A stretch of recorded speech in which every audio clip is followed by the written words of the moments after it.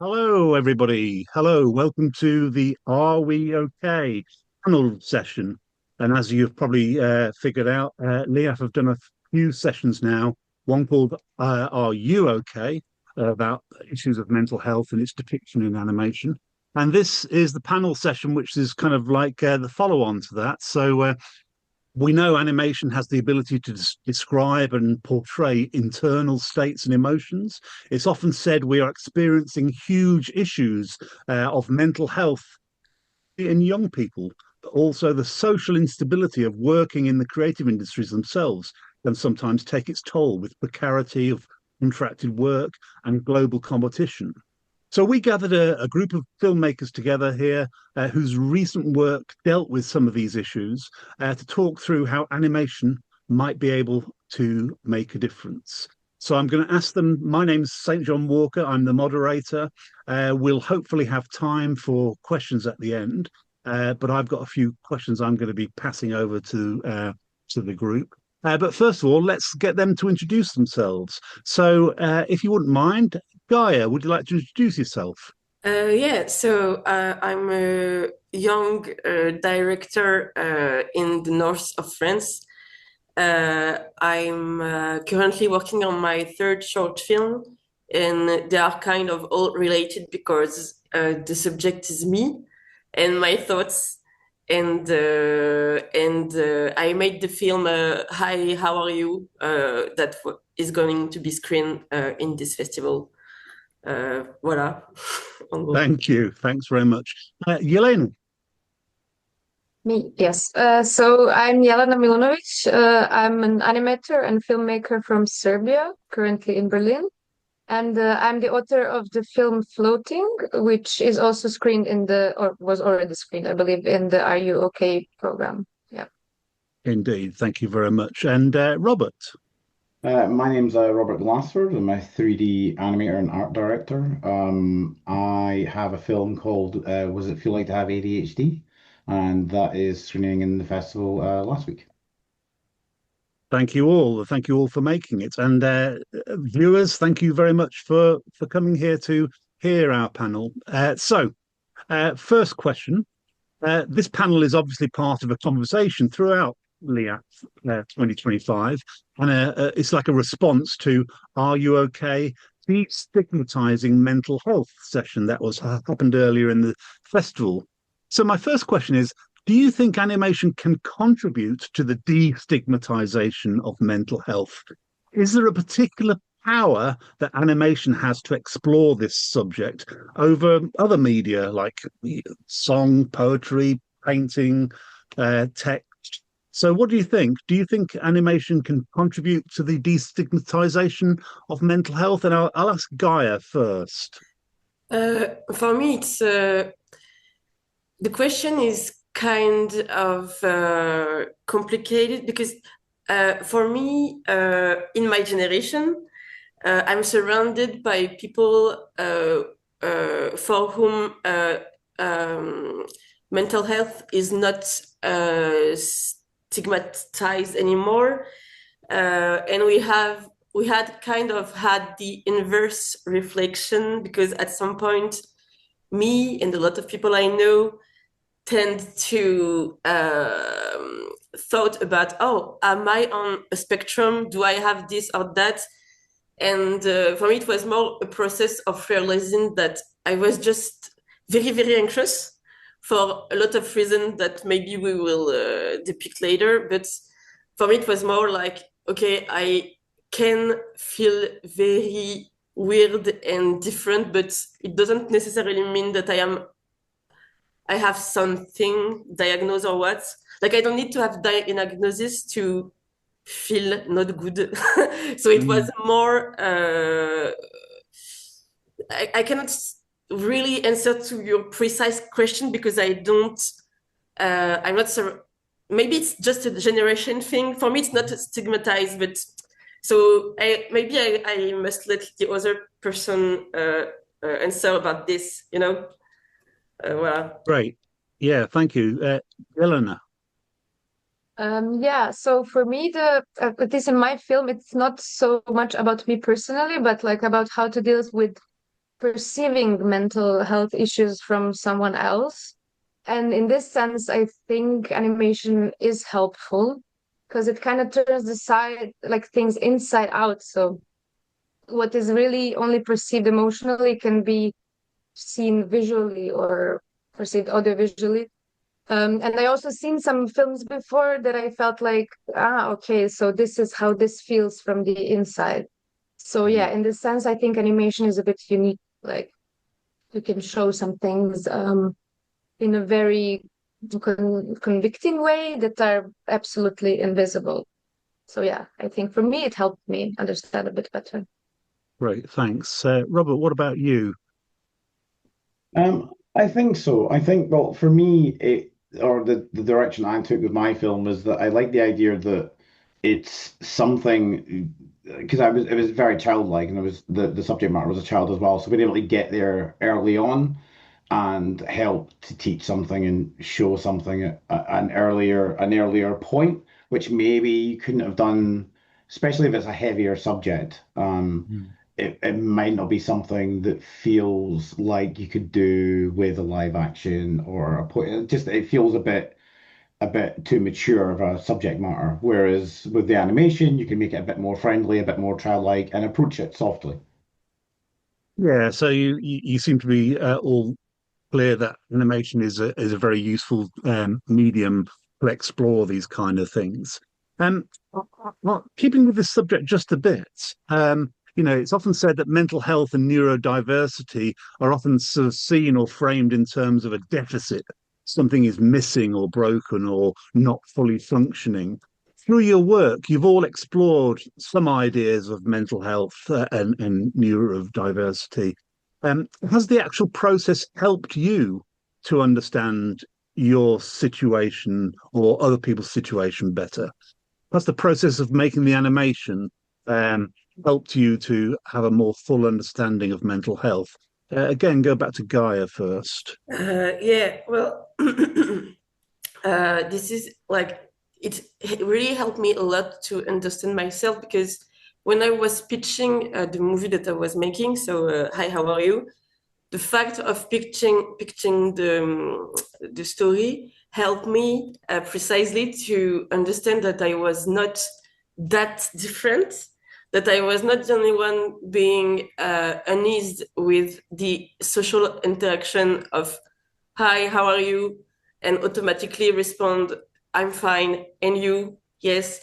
So I was not the only one being weird about this. And this is kind of what I was saying at the beginning. Like, it made me realize that it was not so unique to feel different.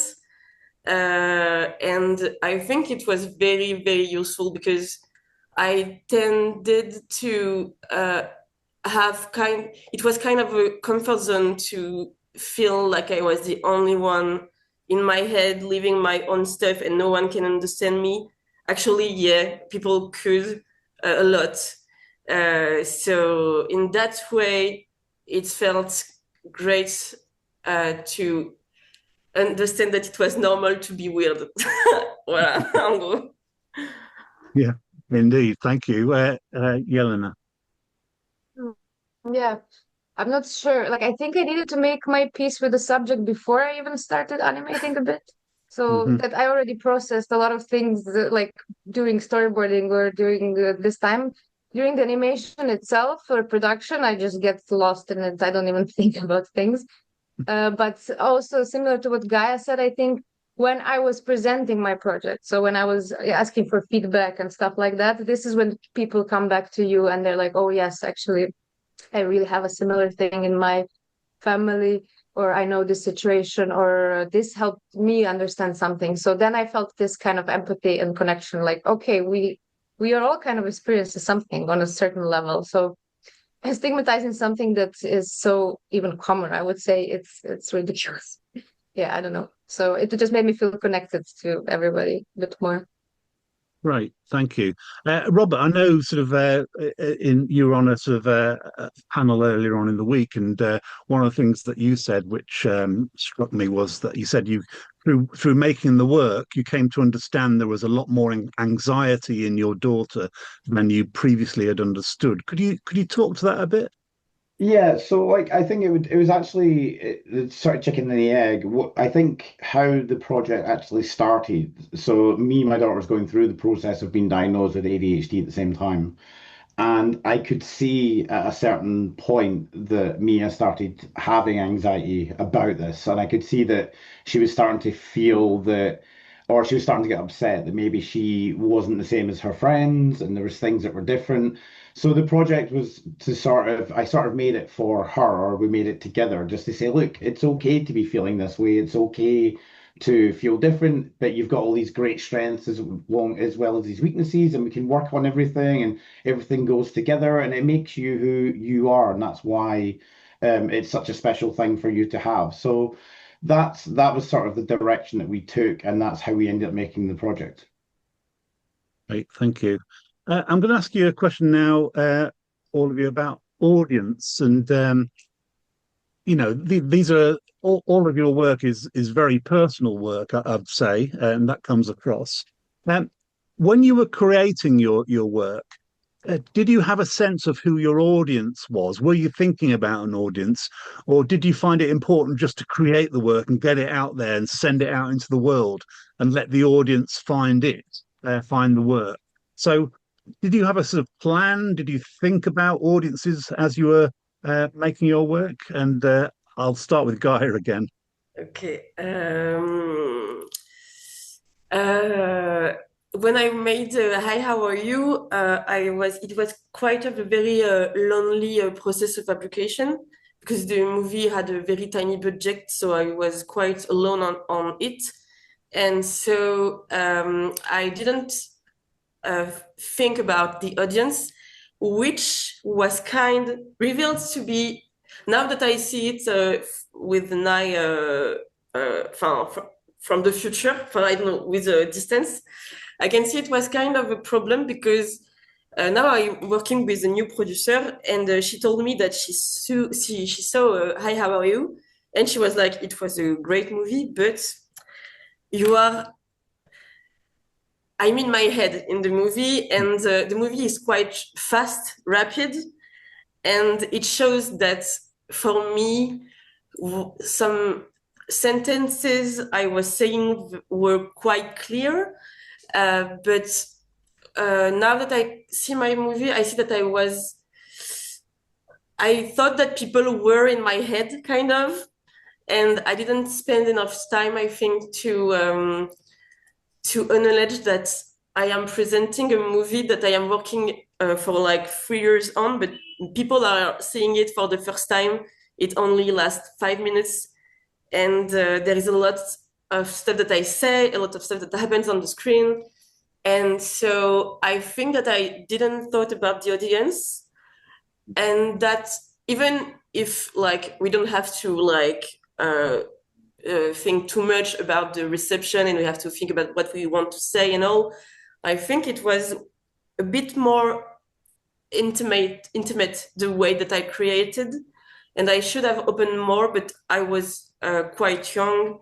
It was my first professional movie, and I was alone, so I understand how it happened. But yeah, I think that now on my next movie, I am working with way more people, and I am really thinking about who I am working for. Enfin, I want to communicate stuff, but I have to think more about others to be sure that I communicate well what I'm saying.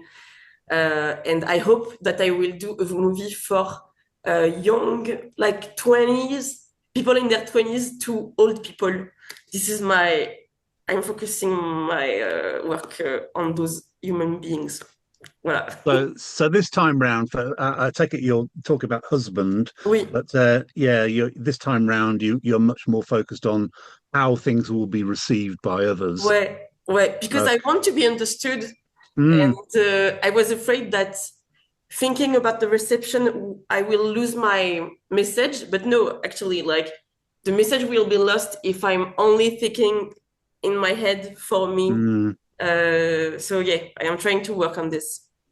Yeah, there is always that worry that, you know, if you have a focus group of people telling you things, then what gets produced in the end is very bland and very Mhm. sort of predictable, and you have to avoid that. But uh, Jelena, what about your work? How aware were you of an audience? Were you doing it for a particular audience, or just for a festival audience? What were you thinking when you created your work, Floating? Well, the thing is, I think I wanted to think about the audience also, but I somehow stuck to my very first draft for most time. So I was getting feedback. I was trying to sometimes incorporate this feedback, but then a lot of times I just would go back to what I wanted to do. But I also remember some stage where I had some edits that was very unclear for people. So I would show it and people be like, what is going on? And at that point, I was like, okay, maybe I should go back, re-edit a bit, think about the audience, because it's also, as Guy said, it doesn't make sense to. Obviously, this film has a meaning to me. So if this doesn't get communicated, it's a pity. I don't know. I definitely like when audience has a reaction and when you get this little talk after the film and people say something to you. I don't know. So yeah, but during the process, not all the time really. I still tend to stick to what I think is best, or maybe if I have a couple of friends and or family people who I trust, then I like maybe go back and forth with them mostly. Yeah. Yeah, so there are key people who maybe their advice to you is weighted more heavily than other people. Kinda, but I also pick and choose there. You know, if someone says something I don't like, then I go to the other person. So Yeah, of course. Yeah, that's the yeah. prerogative of any animator. That's great. Robert, I know you're sort of you have a commercial head on as well as your alter ego, Mr. Kaplin, as we can sort of see on the graphics here. So you're working as a motion director, so you're used to the idea of creating stuff for some kind of audience, I suppose. Yeah. How much with the ADHD animation were you thinking about a particular audience who would receive it? Well, with this particular project, not at all. Not even. It was literally I just made it for Mia. It was just simply for her and me to make together. You know, I wasn't even sure if I was even going to shove it online at the end of it, but it just seemed like it was something that was important I needed to make. I think if I was to do the same project again, though, I've had really great feedback about it, but I think if I did do the same project again, I would think about things a lot more. And also, when I started the project, it was sort of at the beginning of my journey of learning about ADHD. So there was a lot of things that I've learned from beginning to end. So I think that if I remade it, it would take a slightly different structure to what the final output was. Maybe just in the sense of bits of sensitivity or like, explaining that, this is how she feels, but other people might feel slightly different, if that makes sense.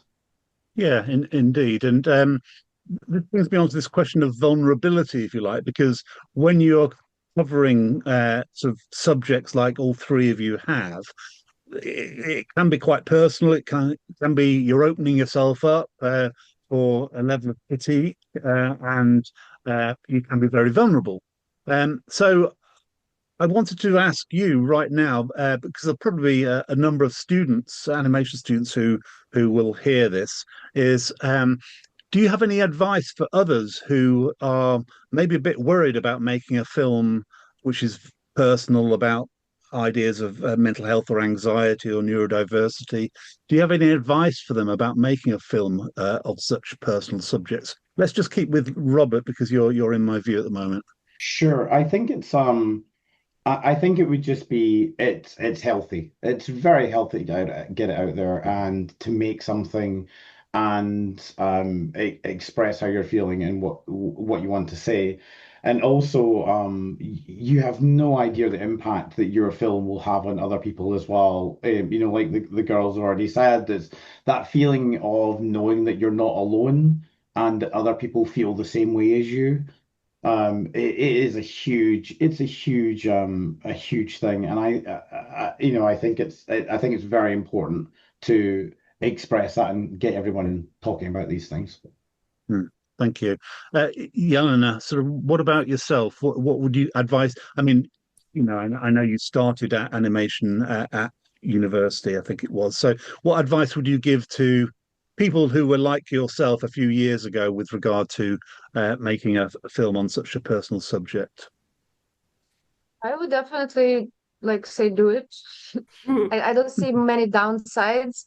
The worst that can happen is to get some weird personal questions on Q&As. But I mean, if you can live with that, and it's not that bad, yeah, do it, because there will be so many people who will see this and they will not think about you as a person. They will think about this experience and like, identify with it. So this is the point of it, I think. So yeah, I'm all for that. Okay, thank you. Gaia, sort of a lot of your work deals with those interpersonal sort of anxieties. So what would you advise for students who are maybe interested in making an animation in this area? It's funny because I started actually to give a workshop this Monday, which is called Secret Story, and I ask all of my students to do a mini short where they reveal a tiny secret about themselves, which is I don't want them to necessarily telling me a big secret, but just tiny weird stuff that make us us. So yeah, this is because I cannot, I never did any short that wasn't about my intimacy. This is the subject that I prefer to investigate because I think this is my own personal opinion, but I think that making films about us is where you can dive the most deeper on a subject because it's you, and so it's for me it's like the most universal story when intimacy is universal for me. So the more you will dive, the more you will communicate to others, and where I think also me, this is also very personal. I tend to think that there is a sentence that says humor is the politeness of despair. And this is kind of what I do in my movies. Like, I don't say that you have to be funny, but I want to say that you can be funny even if you say some very, very sad stuff. And you don't necessarily have to go in a certain way. You can talk about your problem and be very sensitive and vulnerable and be funny and pleasant to hear. And maybe people don't really realize that. And maybe if they know that you can have both in the same time, they would be more willing to do it, I guess. Yeah, well, I'm glad you asked. You mentioned humor because I was wanting to ask all of you about humor because you kind of use it in various ways. So how important, I think we've heard from Gaia about this, so we'll go to Jelena next. And so, how important is humor to you? Obviously, it's a way to diffuse tension and disarm the audience, but it could also be seen to be trivializing things, right? So it's a double-edged sword. What are your thoughts on the use of humor, Jelena? Well, I also think when going through hard times, you have both. I think this really reflects life somehow. Like it's not always so gloom and doom, and I don't know. So I think I even see humor as a moment of sincerity, like as a truthfulness in a film, not just like as a trick to make people feel at ease, but like this is actually what comes directly from life being a bit absurd. So it's just some of the things that happen, even in a very like sad or whatever situation. Some of the things are just funny. So I think I like when this like lands into the film, and like it makes my other feelings even deeper, I think, when I get a bit of humor mixed with all the stuff. So Yeah, there's one sort of shot in your in floating that comes to mind is the the father figure floating in the room, and he's kind of lit in a sort of spooky way, and it's half threatening because here's this guy sort of floating, but it's also very humorous because I think he's wearing shorts as well. So it's got a double side to it. Was your intention always to have these humorous shots, which kind of brought us back from feeling too anxious about the father's condition? I think so. Yeah. I definitely wanted to. Also, when he flies out in the park and he starts like pestering people, I also, in my mind, that was a bit of like a funny part. I don't think I have that much humor actually. I'm a bit disappointed in myself. I definitely wanted to. I mean, I wasn't running away from it, but yeah. But yeah, he's in his underwear. I keep forgetting that. That's true. I even had a teacher tell me, Professor, like, I think you should be naked, and I was like, I'm so sorry, but I don't think I'm going to do that. I just don't want to animate that too. So yeah, I think it should be a bit funny.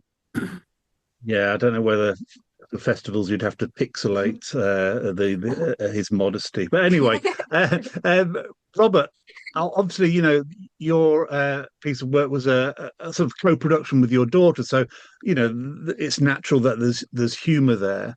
But and there's a lovely picture of I remember of the squishy brain, I think, being prodded at one point. So there's lots of sort of humorous disarming images. So what are your thoughts on it? Can it be seen to trivialize the subject? Maybe it can, but I wouldn't have it any other way. Like 100%, you need the humor behind it, especially when you're talking about subjects that are so heavy. It's like if you can't joke about it and laugh about it and have fun with it, what's the point? I think humor is more important than anything else. You have to get that in there somewhere. Okay, thank you. Um, it's it's interesting that the emphasis of LIAF this year on sort of ideas and images of mental health. It seems thinking about it, it seems to me that it's surprising there isn't more animated work out there about these issues. You can think of I don't know, Samantha Moore, Aardman's campaign, Tim Webb from way back. Why do you think there is? Well, first of all, do you think I'm correct? Maybe there is a sea of work out there about mental health issues that I'm not aware of. So that's the first thing. But why do you think, if you agree with me, why do you think it is that there is so little out there?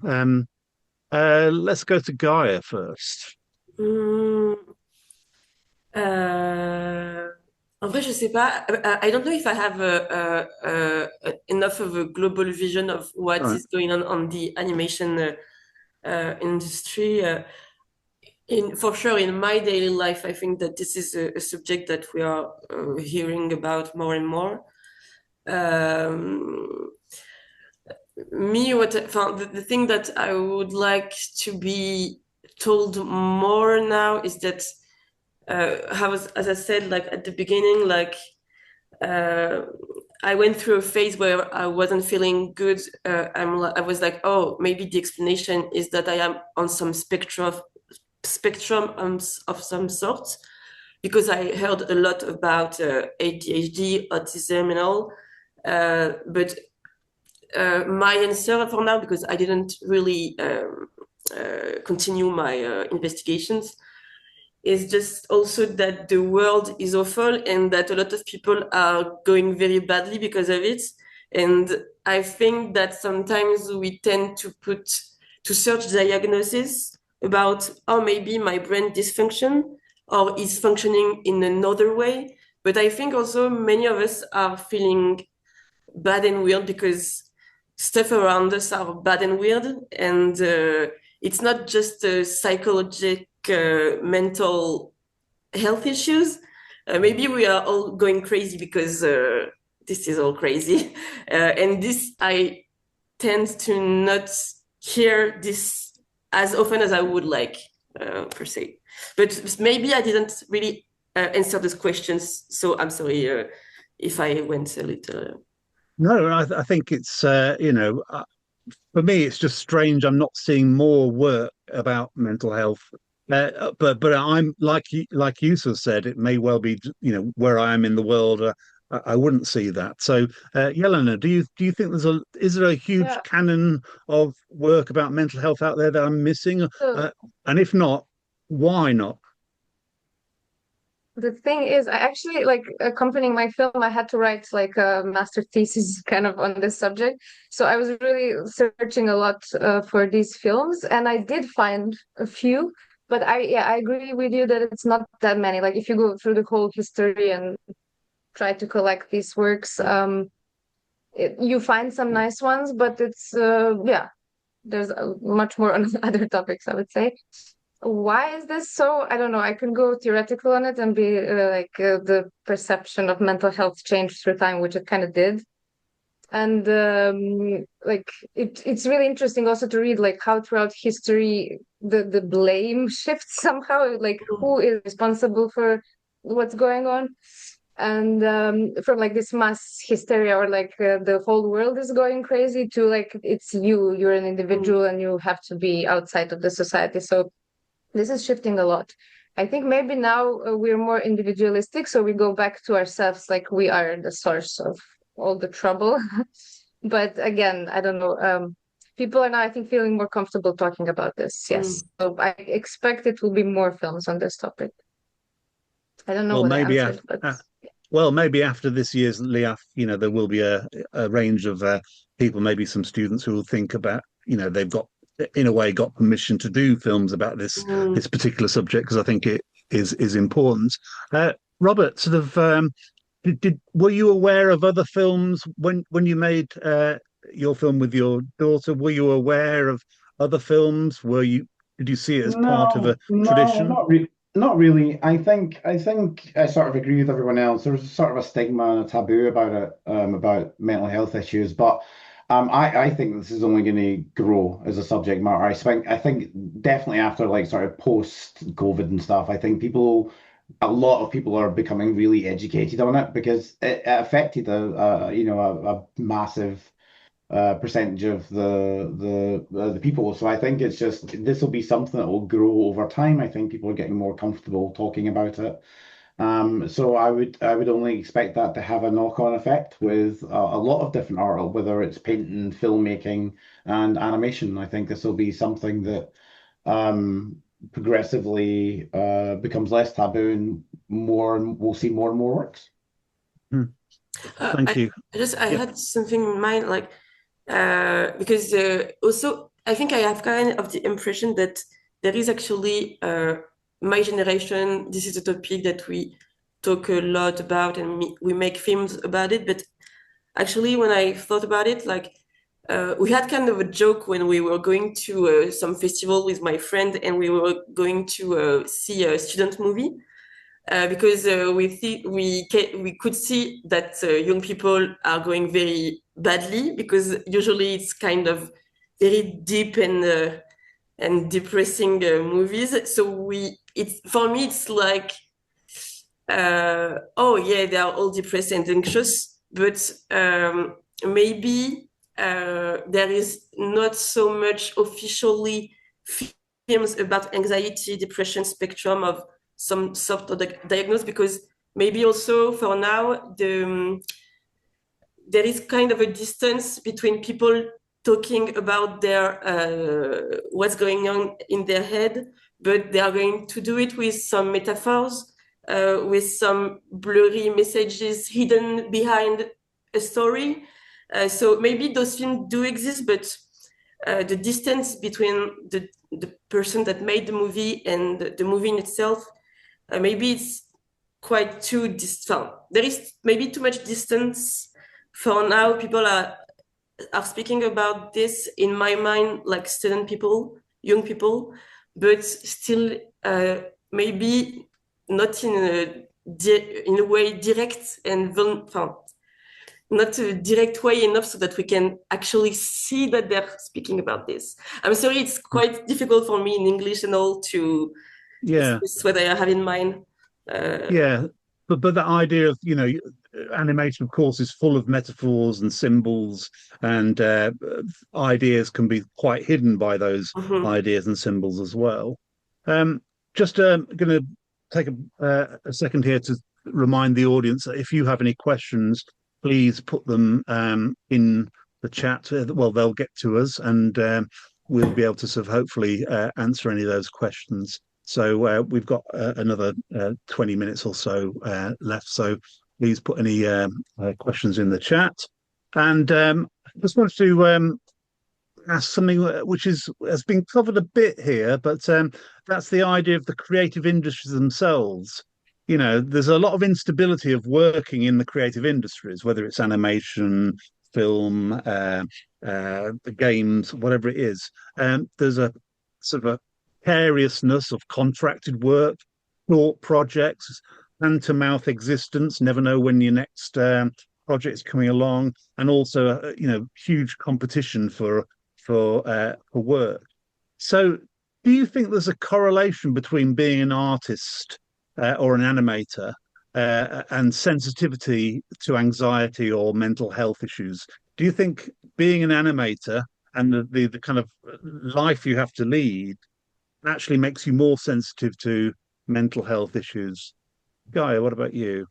I must begin by saying that if I compare my work to some of the work of my surroundings, I think that I am quite well. I'm lucky, but yeah, it's true that the rhythm of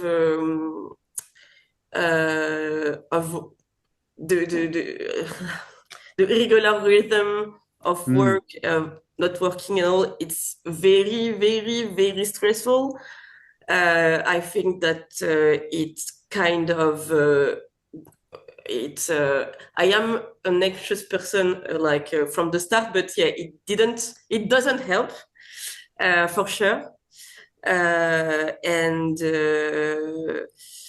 But it's also like it's either this, either having a way more work and working all the time. So I don't know which is the least anxious of the two. I think everyone is anxious. Everything is work is awful. Voilà. Okay, so yeah, everybody's in the same boat. You're suggesting there with regard to the economy or levels of anxiety. There's nothing special, particularly about the creative industries or creative artists. But it's true that this rhythm is weird. Yeah, for sure. Yeah, up and down, peaks and troughs, as we might say. Robert, obviously, you're a sort of jobbing motion, 3D motion director. The famine or feast, as they say. Is there something sort of highly anxious about working in the creative industries, do you think?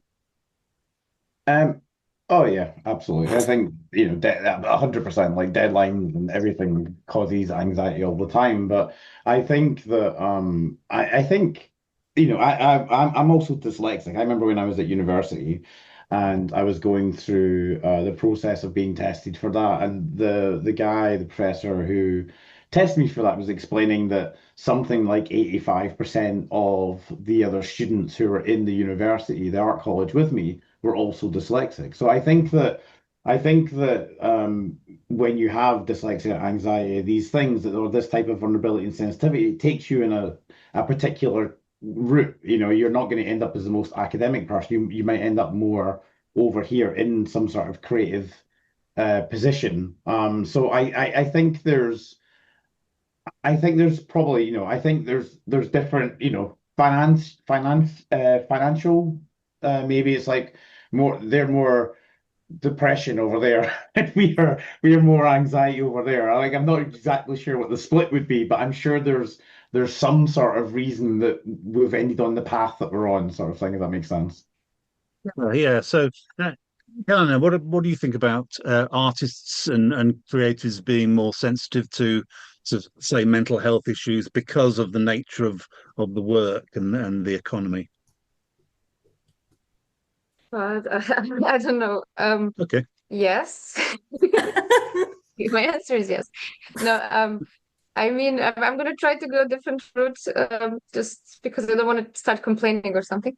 But let's say this. We spend a lot of time with ourselves, while doing this work, just alone with your thoughts. So maybe in this process, you kind of go through things a bit deeper and maybe discover some things, and that makes you maybe more receptive. But this is like my nice answer. Because when I think about the anxiety of work, this is a completely different story. Yeah, and I agree there with everything that was said. Okay, Sure. thank you.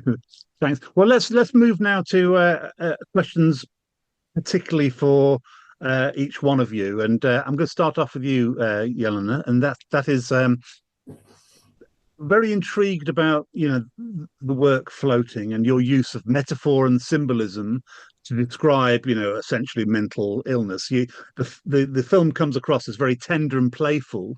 Um, can you tell us how you initiated the project?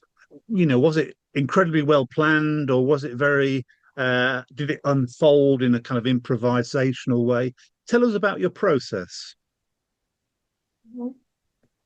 Yeah, well, I definitely started the whole process after a few years that the whole thing was kind of happened to me. So I didn't immediately even think about making a film about this.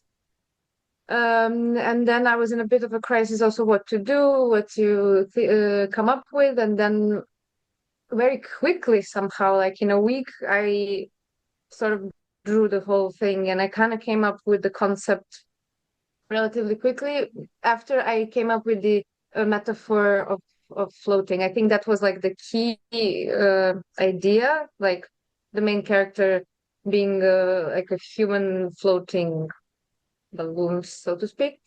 So after that, somehow the came logically together. I mean, I was also basing a lot on my experience, so I was kind of translating things into visual language and metaphors, that things that actually happen. So it all had a base in real life, but I was trying to like mask it a bit or interpret it. Let's put it that way. Interpret it into something visual. So yeah, and then animation. It's a very sort of on one hand very charming, on the other hand, very surreal, and on the other hand very sensitive. The floating, the flying, and the sort of imagery of the father flying in the air like a bird, obviously, and being free of some constraints, and then the daughter who gradually becomes more connected through the piece of work. Um, did all that come naturally then, or was it really hard work to come up with those kind of metaphors?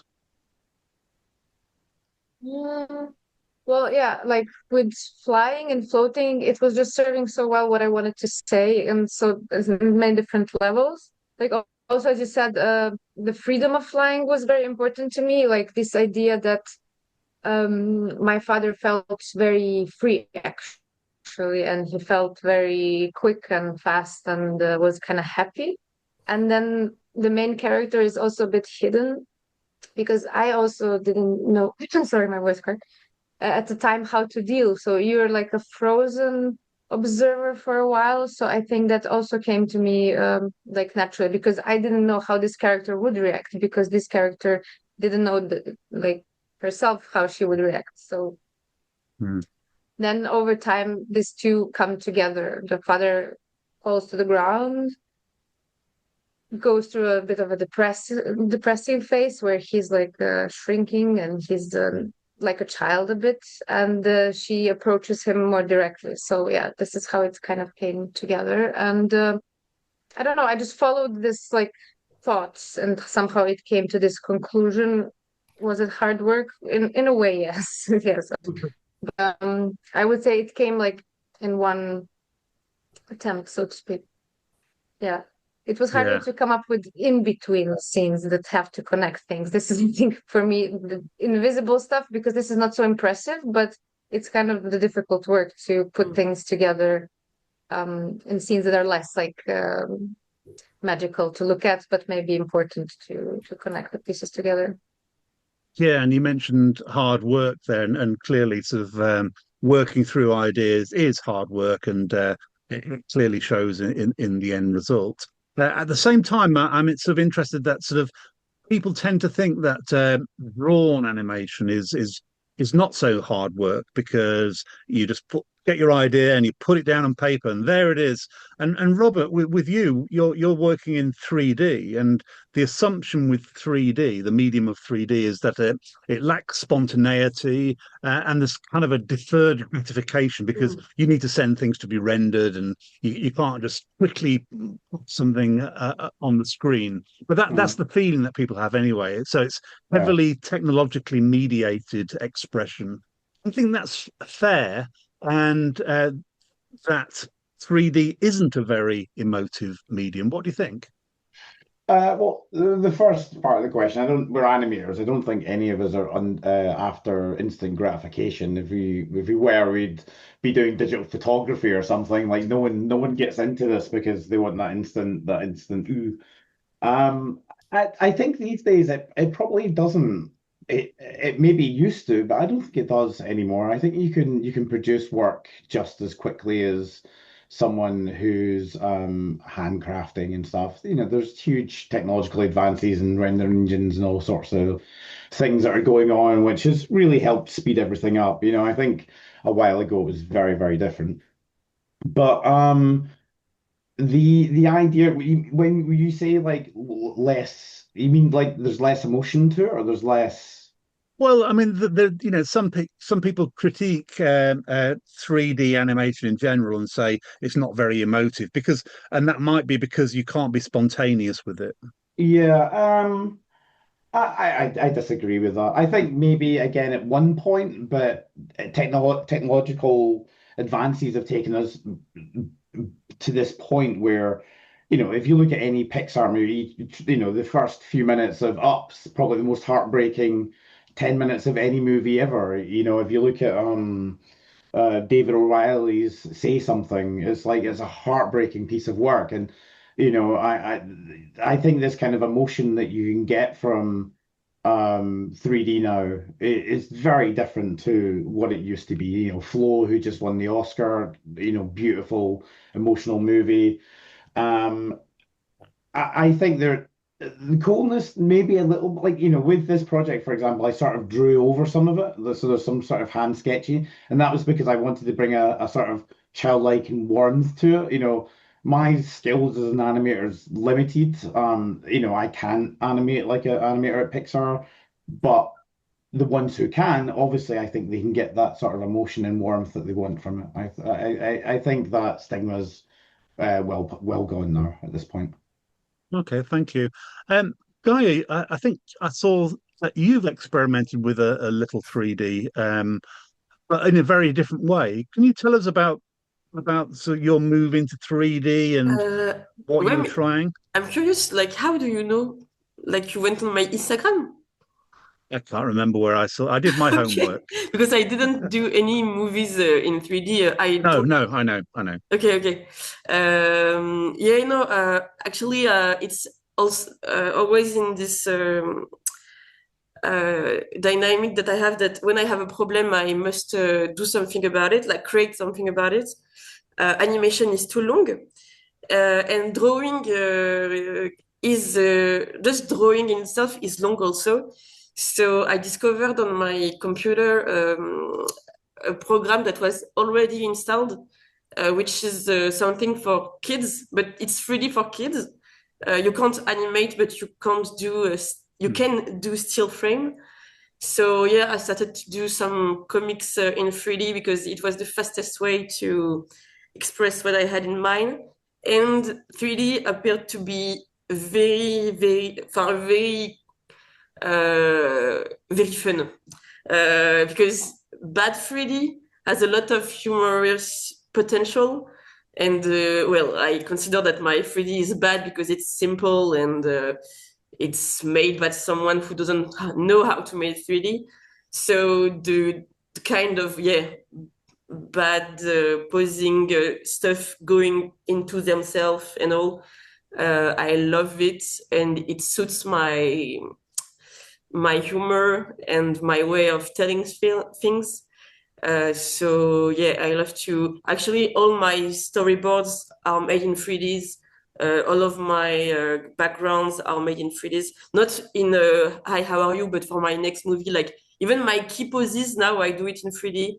And then I just do the in-betweens myself because this is I'm gaining so much time and it's fun. So yeah. Okay. Right. Yes. I mean, there's a playfulness about your use of 3D, the bits I saw anyway. So it's a very different approach from maybe Robert's approach, of Oui, course. oui. But I'm going to go to a question from the I'd like to call them the audience, but they're not. They're viewers. And this is one from Daniel. And I'm going to paraphrase, so hopefully still retain the meaning, Daniel. But um, this is about your responsibility to people who may be impacted by your work. So I know, for instance, Gaia, yours is very personal. It's maybe there's a catharsisness about it, but it's very personal. But we've talked previously about audiences and your thoughts about audiences, but do you feel animators who cover such subjects have a responsibility to how they might be received in the wider audience? Responsibility, what do you mean about responsibility? Well, the way that your work might be seen, and it might be, it's very easy, for instance, to accidentally say something which somebody would be very upset Ah, about. I think that my movies are so clearly about me, myself, and I. Mm. This is actually we had some long discussion about this with my producer, my present producer, and because in my next movie I will speak about a larger subject, and yeah, I tended to my fear in a movie is to give a course and to give lessons and to say, listen to me, I am right. So I am very cautious about being subjective, speaking about me in the first person, and so I don't think that I ever like got some bad reception or not, because either people relate to me, either they are like, oh, this is you, and they don't. I am not. I think that I am not. I am achieving to not speak for other person.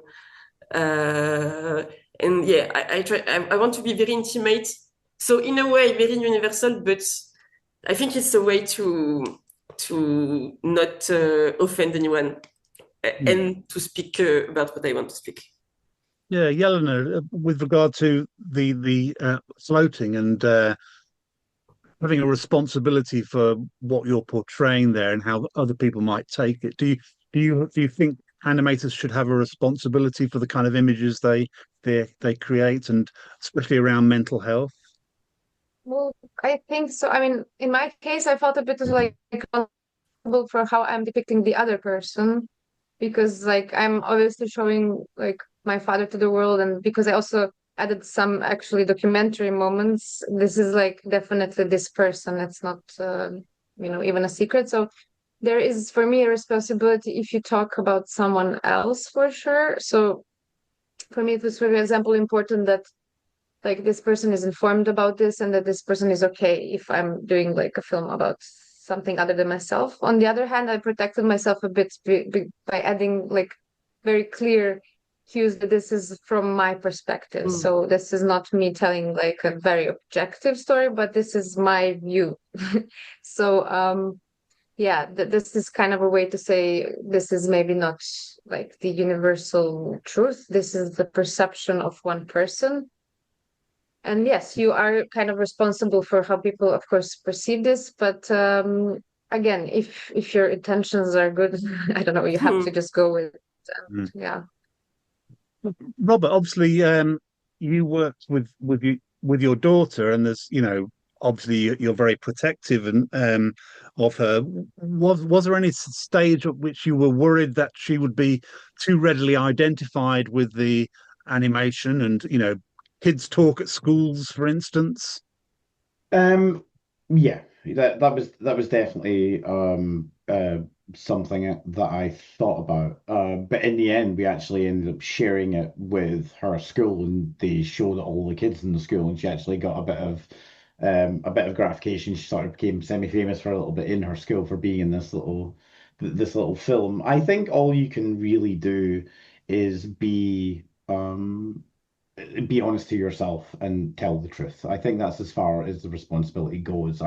We're there to create art and sort of get messages and opinions and visions out into the world, and just hope it helps someone. If anybody wants to give feedback, then you should always be open to the feedback that comes in and take it all with a pinch of salt. But I think that's it. I think you just have to be honest and be truthful to who you are. Yeah. Thank you. We're coming towards the top of the hour when we sort of have to sort of look away, and so if there are any more questions, do bring them through. But I'd like to sort of round off a bit with sort of this question about, for all of you, and I'll start with Robert because you're still in my field of vision here. Are there any animators who inspire you? They may not be on the subject of mental health, but are there a range of sort of animation or animators rather that you really get inspired to? You mentioned Pixar, for instance, but yeah, no, they all inspire me. Everyone, like every single animator I've ever scrolled by and looked at on Instagram, or any film ever watched, is a huge inspiration. But of course, everybody has their favorites, like Miyazaki. I know it's not exactly the stuff that I do, but like Miyazaki is a huge influence on me and my family. My wife's Japanese. I spend a lot of time in Japan. Been to Ghibli Museum about 10 times. I love it there. I'm a huge fan of David O'Reilly's work. I love everything that he does. I think that yeah, I'm inspired by everything. Every single thing I can see, I get some sort of inspiration from it on probably some sort of level. But it's very, very hard to narrow down names and exact influences. so a very eclectic mix there of Yeah, hoovering up in inspirations wherever you go. absolutely, 100%. Jelena, I think I read somewhere that you mentioned an animation about alcoholism, I think, but do you have any inspirations or animators you turn to? I don't know. I also feel like it's a very eclectic group of people and films, and sometimes I forget names, which is horrible, but I just have like films in my mind. I also like some old films like Soviet animation or Hungarian animation, like these 2D worlds that were maybe made with a bit more time than we have today. So it's like very detailed and beautiful. Obviously, I also like just anime because I'm human. And yeah, I don't know. I was also like the work of George Schwitzgebel because he has this beautiful worlds that are just melting and looping together. I was always very impressed with that. But yeah, it doesn't have to even be 2D. You see a film and you get inspired for all the different reasons. So definitely inspired. But I kind of want to switch from being inspired from animation by being inspired by other mediums. I feel I'm oversaturated with animation. Maybe I should go get inspired by live action or by fine art. So just like to get a bit of distance. Yeah, we can. You can just end up in an echo chamber, can't you, by just looking at Yeah, animation when exactly. there's so many other rich cultural sort of things. Gaia, what about yourself? Yeah, I will start my answer as everyone. It's complicated to be conscious about the main reference that we have because there is so many. The one that I always say because this is the more obvious for me is Yuriko Mizushiri. It's I don't ever know her nationality, but she's a director of shorts, and she's known to have very, very soft and long movement with a lot of in-betweens, and it goes and goes and goes and never finishes. Like all of her movement is like this. And this is my, if I could, like, I would do endless scenes with just tiny movements and texture. But this is more for the form, for the technique and all. Yeah, otherwise, like, it's going to be very predictable, but everyone who is truly speaking about themselves in what they're doing, I am a fan of it. And this is the favorite thing I love to see, watch, read, just intimacy. I'm just about that.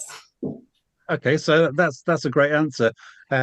Anybody who's an artist who is showing themselves in some way through the art is you're inspired by. That's a great way to end. Just last question before we get kicked off. The line by the gremlins here at LIAF, and that is: are there any resources or organisations or charities or non-governmental organisations who you'd like to mention with regard to mental health? No reason why you should be experts in this, but I just wondered if there was any. Kate Jessup, I know, is on the line, and she was at the Are You OK session on Wednesday, I think it was, and she told us a lot of organisations. But do you have any organisations or resources that are out there, Gaïa? Yeah, but it's more for the French people. So sorry for the other. If there are some, we don't know. It's called Les Intervalles. And it's an association that is making a lot of studies about employment, about pay, the way we are paid, sexual abuse and all. And for students, it's a very good way to see if a school is a good school or a bad one. So yeah, just if you're French or studying in French schools or whatever, les intervalles, voilà. Thank you. Thanks. And Jelena, do you have any sort of charities or organisations that are out there for mental health, even if they are Slovenia or Serbia? I'm so sorry. I'm really bad with this. I have no input whatsoever. In Serbia, my experience was with like the government stuff, the public health, and that's not something I would recommend. So I'm sorry, I don't have any good input. That's fine. Don't worry. You're not, like I say, you're not supposed to be an expert or an advisor. So, Mr Kaplin himself, Robert Glassford, you mentioned you dealt with the local school, but do you have any sort of charities or organisations people should be aware of for mental health? Yeah, actually, I'm currently working with the Yard charity in Scotland, who give family support to families with disabled and neurodiverse children in training, off the back of this film, actually. So yeah, check out the Yard charity in Scotland. Great. Thank you very much. We've come to the top of the hour now, slightly over. So thank you very much to all our viewers out there. Thank you for attending, and thank you for the questions. And thank you for our wonderful speakers. This has been Are We OK? The panel session. Hopefully it's been useful to people. And I'd just like to say thank you to Jelena, Mr Kaplin himself, Robert Glassford, and Gaïa. So thank you very much. See you again next year. Bye-bye. Thank you too. Thank you. Thank you very much. Bye. Bye.